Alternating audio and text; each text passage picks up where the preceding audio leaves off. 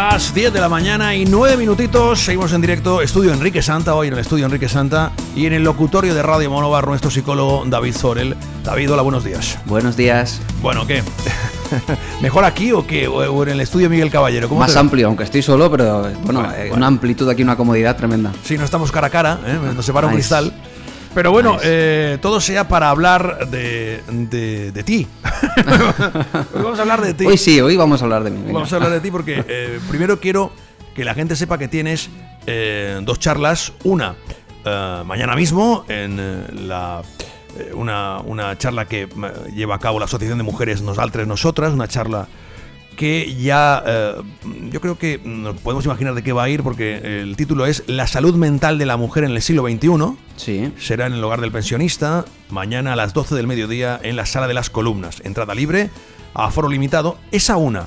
Uh-huh. Y la otra el jueves en el Auditorio Antonio José Ballester de la Casa de Cultura, con el título Apego, autoestima e infancia, ¿qué arrastramos de nuestro pasado? Será este jueves, pasado mañana, a las 8 en el Auditorio Antonio José Ballester de la Casa de Cultura, como te digo. Sí. Bueno, esto nos puede llevar a hablar de algo que lo que quería hablar contigo. Sí. Y es de hablar en público. Algo muy difícil. Qué difícil es esto, ¿eh? Sí, tú lo sabes, porque has pasado por ahí también. Sí, lo sé perfectamente. Sé perfectamente lo que es quedarse bloqueado. Sí. Sé perfectamente lo que cuesta. Y creo, desde mi modesta opinión, que tendría que ser una de las asignaturas en el cole. Sí. Además que en diferentes etapas de la vida se siente diferente. Sí. Cuando eres adolescente es la época en la que más te importa lo que opinan de ti los demás. Sí. Que es uno de los criterios para la fobia social, tan relacionado con hablar en público.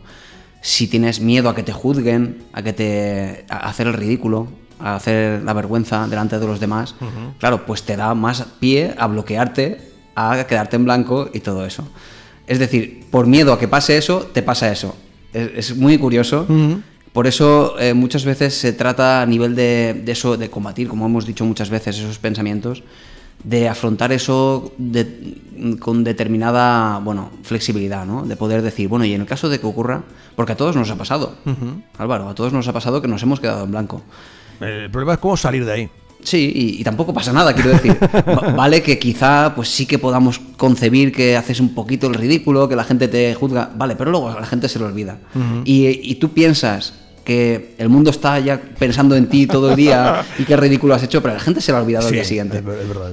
Sin embargo, para ti te produce una ansiedad terrible y fíjate que es anticipatorio, ni siquiera ha ocurrido. Es pensar en que eso va a ocurrir y te da una ansiedad terrible. Y es cuando te enfrentas a el hablar, el antes, ¿no? El previo, la ansiedad que da es eso, ¿no? Sí. Y si no me sale, pero ¿y si no te sale, qué pasaría? ¿Sería tan grave? No se va a acabar el mundo. Eso es, y me ha pasado, ¿eh? Yo llevo ya mucho tiempo ya, claro, hablando en público, pero yo recuerdo la primera vez, Álvaro, en el FNAC de Alicante, presentando mi primer libro. Bueno, una ansiedad. Sí.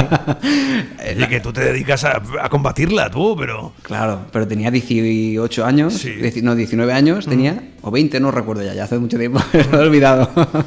Pero lo pasé muy mal. Yo en esa época... ¿Pero te quedaste en blanco o...? Sí, hubo momentos de no saber muy bien qué decir, quizá falta de preparación, cosa que ayuda mucho.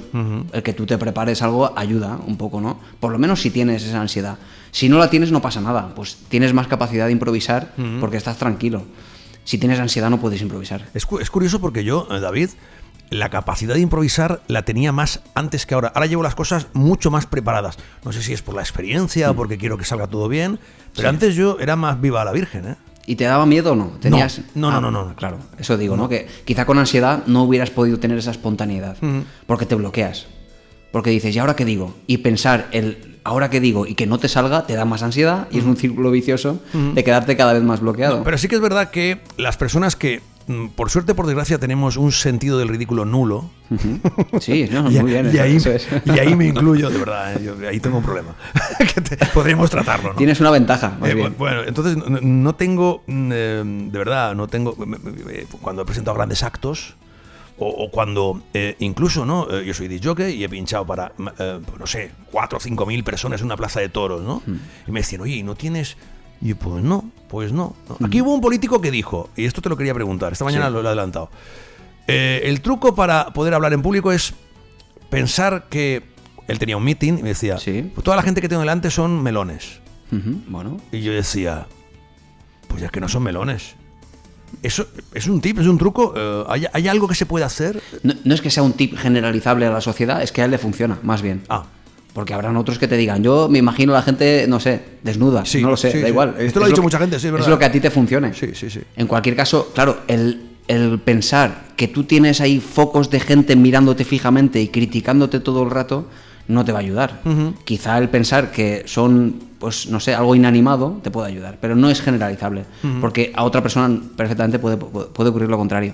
Pero sí que hemos visto grandes comunicadores, políticos también, a nivel internacional, que eso del sentido del humor lo trabaja muy bien. Si hacen algún tipo de ridículo, porque quizá pues salen por la puerta equivocada, tienen que volver, si se lo toman con cierto sentido del humor. Es como que, que me he equivocado. Bueno, y si se lo toman de ese modo, la gente también lo concibe así, la gente lo admite, y no es ese señalar el ridículo que has hecho, porque te ríes, por ejemplo, sonríes. Y bueno, de algún modo como que absorbes esa carga de vergüenza de los demás, eres partícipe tú de la broma, ¿no? Eres el que hace la broma más que el que eres víctima de la crítica. Y eso es lo que también te pasa a ti, que tienes cierta capacidad para amoldarte a la situación con ese sentido del humor también, ¿no? Ya, pero por ejemplo, no a gran escala, pero a alguien que, mira, es el aniversario de mis padres, tengo que hablar en público, tengo que hablar para la familia este sábado, y son 50, y yo eso no lo he hecho nunca en la vida. ¿Qué le decimos a esta persona? ¿Lo llevas escrito? ¿No lo llevas escrito?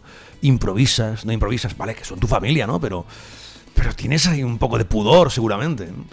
Hombre, sobre el tema de llevarlo escrito, sí que tú sabes que es un problema, porque al final leer mecánicamente no ayuda. No ayuda. Yo sí diría que al menos estaría muy bien memorizar un guión. Puntos, no frases concretas, pero puntos. A lo mejor quieres hablar de 4 puntos. Bueno, pues esos puntos apuntados posiblemente, ¿no? Ahí en un pequeño esquema. Mejor que apuntados, porque al final cuando uno tiene ansiedad ya no ve nada en la hoja, ya no ve nada. Mucho mejor memorizados, 4 puntos o 5, los que sea. Que es lo que, por cierto, yo hago en mis charlas. Yo memorizo una especie de guión que no es cerrado. No, yo tengo puntos a los que luego voy a hacer alusión, voy a tratar, y yo eso los puedo desglosar más o menos dependiendo de la circunstancia.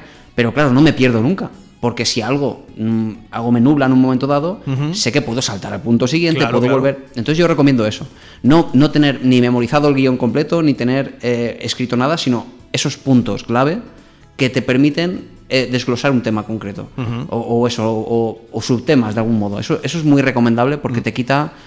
te quita no la ansiedad de la exposición, pero al menos la carga de no sé qué voy a decir, el quedarte en blanco. A mí me pasa muchas veces que cuando viene gente aquí a la radio no es hablar en público, pero sí que les da el mismo pavor. Sí, hombre, es igual al final. Hombre, no, pero claro, es igual. Tú no ves a la gente, David. Sí, es igual. Álvaro, es exactamente lo mismo. Porque tú sientes que te pueden juzgar los que están al otro lado. Claro, es exactamente lo mismo. Y además yo recuerdo que esa primera vez que hablé en público en Alicante, en el FNAC, también vine aquí a la radio con Enrique. Y hice una entrevista y lo pasé muy mal. Claro, se pasa muy mal cuando, pues eres inexperto por un lado y tienes esa sensación que tú no tenías de la posibilidad de hacer el ridículo. Eso también tiene que ver con la edad, creo yo, ¿no? Porque tú cuando empezaste tenías esa edad, tenías... Yo empecé muy joven, yo empecé con... Qué maravilla, tú tienes un don para esto, desde luego. Tienes un don. Tengo 15 años ya en una sala para 1000 personas. Entonces, claro, tienes un don para esto. Empecé muy, muy, muy joven.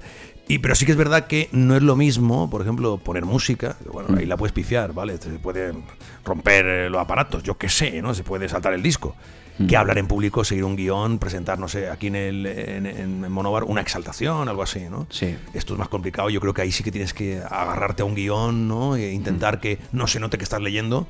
Sí. Que es lo que pasa con mucha gente, ¿no? Que presenta estos actos, que quizá no sean profesionales, pero se nota a leguas que están leyendo. Pero no comunica igual, ¿eh? ¿Te das cuenta? No es igual. No comunica igual estar con un papel y además como tú vas viendo como la mirada baja, la mirada sube, los brazos están más rígidos, además, no comunica igual. Aquí a las 11 tenemos, yo creo que al profesional más reputado de la radio en la provincia de Alicante, que es Paco Bernabé.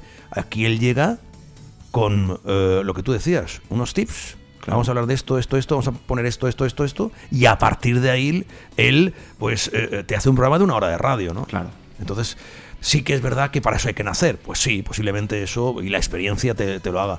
Pero para la gente que nos esté escuchando y que quiera hablar en público, yo creo que trabajándoselo un poquito Y en casa, antes de esa conferencia, de esa charla o de ese parlamento, que es imposible que no se pongan nerviosos, porque se van a poner nerviosos, ¿no, David? Sí, pero bueno, más allá de ponerse nerviosos, ¿vale? Aparte de ponerte nervioso, todos nos ponemos un poquito nerviosos, menos tú, todos. No, yo también. Pero cuando tienes la duda de si lo hago o no lo hago, si tienes, porque eso pasa, ¿eh? Cuando estás a punto de salir, dices, no, mira, me quedo en casa, no salgo, no lo hago. Eso a todos nos pasa, y ese es el momento clave en el que determinas cuál va a ser tu futuro respecto de ese hablar en público. Si lo consigues hacer, si a pesar del miedo sales a la palestra y lo haces, verás que no era para tanto. Si no consigues hacerlo, entonces se va a quedar ahí bloqueado para siempre algo que ya va a ser que, te va a causar la próxima vez más ansiedad si se vuelve a presentar la situación y ya no vas a poder salir. Ante la ansiedad siempre acción, hay que moverse, hay que hacerlo, saltar a la piscina. Oye, te quiero preguntar por las dos charlas, pero antes, ¿funciona lo del espejo? Lo del espejo de voy a ensayar delante del espejo. Venga, voy a mirarme, voy a ver cómo lo hago, voy a grabarme, ¿Eso funciona? Mira, voy a conectarlo con algo que voy a hablar en la charla, por hablar también un poco de la charla, con el tema de la autoestima. Sí. Una parte de la autoestima depende también de la imagen que tienes de ti mismo, de cómo te gustaría ser. ¿A ti cómo te gustaría hacer esa charla? ¿Cómo te gustaría hablar en público? ¿Te gustaría, cuáles son, digamos, tus... Bueno, pues aquellas personas que a ti te motivan cuando tú ves un vídeo de gente, ¿no? ¿Quiénes son esas personas y cómo te gustaría que a ti te saliera eso? Está bien visualizarlo. Está bien verte cómo te gustaría idealmente que salieran las cosas. Luego las cosas son como son. Pero no está mal eso. El imaginarte haciéndolo bien, perfecto, todo impoluto, vocalizando perfectamente, que nada te líe. Bueno, está bien. Y es una forma de espejo. Eso te va a ayudar a, bueno, pues incluso a ver los fallos que puedas tener, incluso lo que te gustaría pulir antes, ¿no? Anticiparte a los errores, etcétera, ¿no? Y te va a dar un poco de confianza. Así que sí, funcionaría lo del espejo, de verte ya no solo visualmente, sino imaginativamente, verte cómo lo ibas a hacer y cómo sería por lo menos ese ideal. Bueno, en la charla de mañana, la salud mental de la mujer en el siglo XXI, recuerdo, a las 12 del mediodía en el hogar del pensionista, hablas de diferentes tipos de salud. ¿Qué pasa? ¿Que la mujer de antes no es la de ahora? No, hay diferencias. A ver, ten en cuenta que si hablamos históricamente, claro, de un tiempo a esta parte, la mujer ha entrado en el mercado laboral de unas generaciones hasta ahora, y eso no necesariamente le ha quitado carga de estrés en la casa. Con lo cual añadimos un estrés adicional, y esto aumenta, evidentemente, pues la incidencia de ciertos trastornos psicológicos. Aparte de que hay evidencia de que algunos trastornos psicológicos están más asociados a la mujer que a los hombres, y al contrario. Perdón, David, pero es que antes no se hablaba de esto. Claro, y eso también influye muchísimo. Si es que antes la salud mental no existía. Claro que existía, pero que no se hablaba. Desde la democratización empezaron, sobre todo en esa época, a subir muchísimo los casos, porque entonces es cuando se iba a buscar ayuda. Claro, se diagnosticaban, pero antes, oye, no, ¿qué es lo que me pasa? Pues a ver si te pasa, ya está. Y se acabó, ¿no? Sí, así es. Sí, pero luego hubo una especie de estabilización, y después de esa estabilización se ha ido viendo cómo ha ido aumentando. Con lo cual sí se evidencia que hay un aumento con el paso de los años y de las generaciones incluso, ¿no?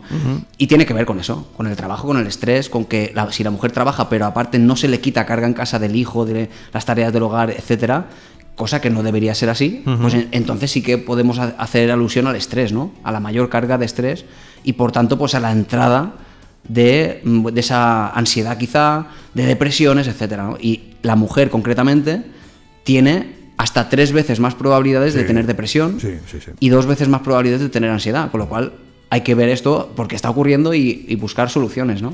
La mentira de la conciliación, porque es una mentira, ¿eh? No se puede conciliar. Sí, no hay manera. No hay manera. No, y ese tipo de desequilibrio sigue sucediendo. Si el niño se pone malo, la mujer es la que sale del trabajo, va a recoger al niño, y todo eso también causa a la mujer más estrés también, ¿no?